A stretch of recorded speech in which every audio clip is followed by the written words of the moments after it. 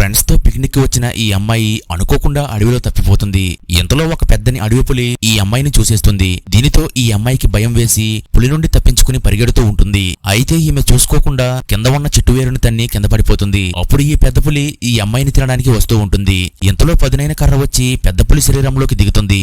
ఇంతలో అక్కడికి ఒక అడవి మనిషి వస్తాడు. అలాగే ఇతడు తాను చంపిన పులిని కోసుకుని అందులో ఉన్న పులి అవయవాలను తీసుకుని తింటూ ఉంటాడు. ఈ అడవి మనిషి పులిని తినడాన్ని చూసి ఈ అమ్మాయి షాక్ అయిపోతుంది. అయితే ఈ అడవి మనిషి ఈ అమ్మాయిని ఎత్తుకుని తాను నివాసం ఉండే గూడెం దగ్గరకు తీసుకువెళ్తాడు. అలాగే ఈమెను తన భార్యగా చేసుకుంటాడు. అయితే ఈ అమ్మాయి వారం రోజులుగా ఏమీ తినదు. అందుకని ఈమె శరీరం నీరసించిపోతుంది. అప్పుడు ఆ తెగ అమ్మాయి ఈమెకు ఆహారం తెచ్చి ఇస్తుంది. అయితే పచ్చి మాంసాన్ని చూసి ఈమెకు అసహ్యం వేస్తుంది. నాకు వండిన ఆహారం కావాలి అని ఈమె అడుగుతుంది. అయితే వండిన ఆహారం అంటే ఏమిటో వీళ్ళకి తెలియదు.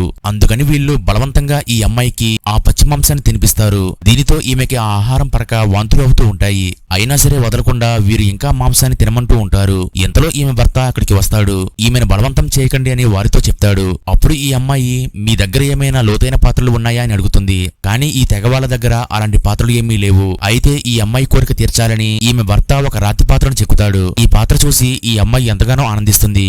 అలాగే ఈమె తన భర్తలో ఇంత నైపుణ్యం ఉందని ఊహించలేదు.